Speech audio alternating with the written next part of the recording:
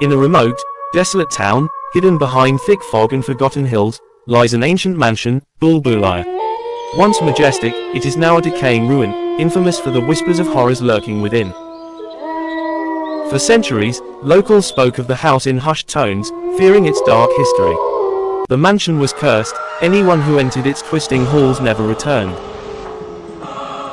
Legend had it that the house was alive, feeding on the fear and despair of those foolish enough to wander inside. Story: late one evening, a group of young explorers, determined to prove the legends wrong, stood at the mansion's gate. Among them was Ravi, whose curiosity had led him to this place. As they approached the mansion, the air grew colder, unnaturally still, as if the land itself held its breath. The massive iron gates creaked open on their own, and a dense fog enveloped the group as they stepped inside. Their footsteps echoed eerily through the silent courtyard.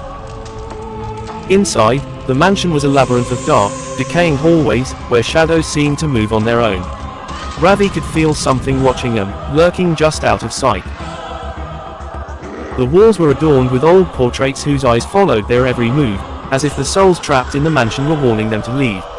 But it was too late. The doors behind them had slammed shut, trapping them inside. The further they ventured into Bhool Bhulaiya, the more they realized the house was far more than just a maze. It was alive. The walls whispered, mocking them, laughing at their fear. As they turned corner after corner, the hallways shifted, growing longer, narrower. Rooms disappeared, corridors twisted in impossible directions. It felt as though the mansion was bending reality itself to keep them from leaving. Suddenly, a chilling scream echoed through the mansion, piercing the silence. It was one of their friends, but when they followed the sound, all they found was a room filled with old, broken mirrors. Each reflection showed distorted images of themselves, but they weren't alone. Behind their reflections were twisted figures, disfigured, hollow-eyed, staring back at them with malevolent intent. Then, the mirrors cracked one by one, filling the air with the sound of shattering glass. Panic set in as they realized one of their friends had gone missing. The group frantically searched, but the more they tried to find him, the more disoriented they became. The air grew thick with a foul stench, and the floor beneath their feet felt damp, like walking on rotting flesh. Whispers filled the air, voices calling the names, begging them to come closer. The house was playing tricks on them, pulling them deeper into its cursed grip. Ravi stumbled upon an old journal left behind by a previous victim of the mansion. The entries told of a young girl named Radhika, who had lived in the mansion long ago. She had been trapped by an ancient curse, doomed to wander the halls for eternity. But the journal grew darker with each entry, revealing that Radhika wasn't a victim at all. She had made a pact with the mansion, a pact that allowed her to control it, feeding on the souls of those who entered. Suddenly, the lights in the mansion flickered, and the temperature dropped to a bone-chilling cold. The shadows on the walls began to move, no longer just flickers of light, but solid forms, crawling toward them. One by one, the group was pulled into the darkness, their screams muffled by the suffocating blackness. Each time someone disappeared, the mansion grew louder, laughing, mocking their fate. Ravi, now alone, raced through the maze of halls, desperate to escape. But the mansion was relentless. Doors slammed in his face, walls shifted, and the very ground beneath him seemed to pulse with a malevolent energy.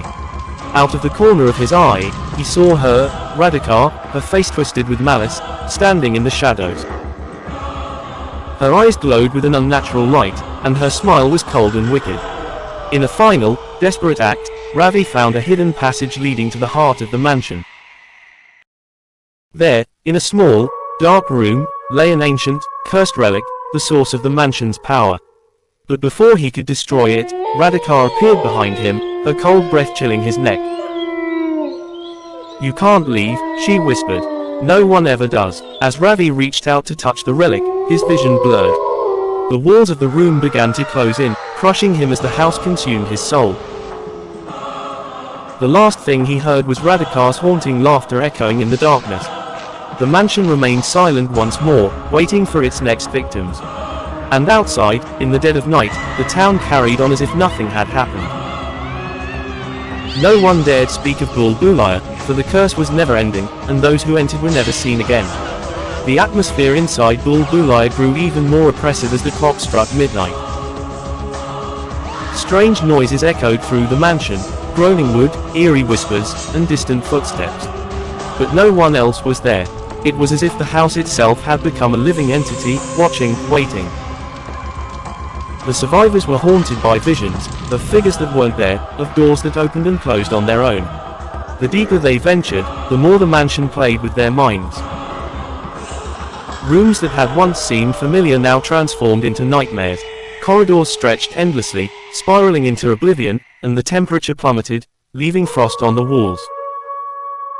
Suddenly, a thick fog began seeping in through the cracks, and with it came the unmistakable sound of crying, a faint, sorrowful wail that grew louder with each passing second. The walls themselves appeared to bleed as shadows danced in the corners of their eyes. The cry seemed to be coming from everywhere at once, a voice of sorrow and anguish calling out from beyond the grave. In the center of the mansion, there was a grand ballroom, untouched by time. The chandeliers, now covered in cobwebs, swayed slightly, as though moved by an unseen hand. The group hesitated to enter, but some force, compelled them to step forward. As they entered the room, the doors slammed shut behind them. The room began to spin, the walls closing in. The shadows from the chandelier stretched toward them, growing darker, denser, until they formed the shapes of people, figures trapped between the living and the dead. These were the souls of those who had entered Bhool Bhulaiya before, forever imprisoned in its nightmarish grip. The mansion wasn't just cursed, it was a gateway, a prison for lost souls. The legends spoke of Bhool Bhulaiya as a place where time had no meaning, where the living and the dead were bound together in eternal suffering. And now, they were part of that cycle, caught in a web they couldn't escape. As the figures approached, the group realized something horrifying: the shadows weren't just after their bodies. They were after their memories, their very identities. Piece by piece, the house would strip them of everything that made them human, leaving only hollow shells behind.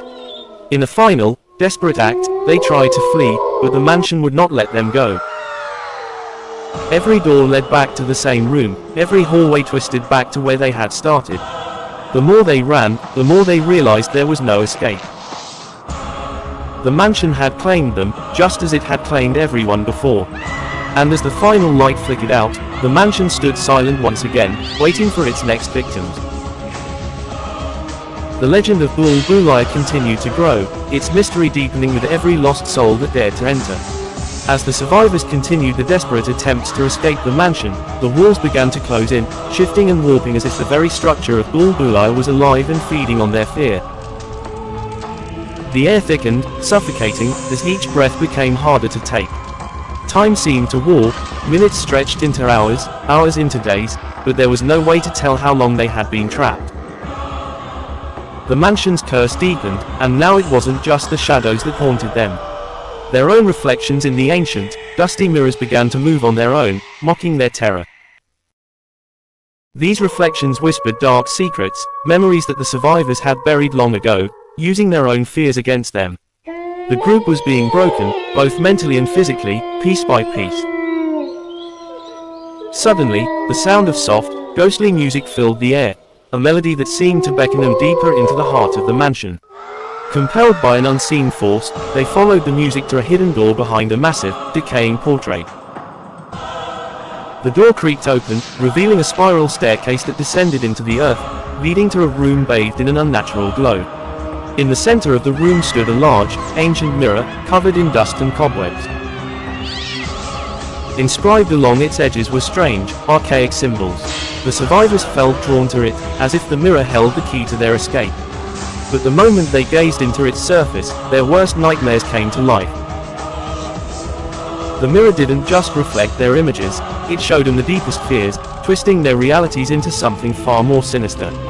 One by one, the survivors were pulled into the mirror's world, a place where the lines between the real and the imagined blurred completely.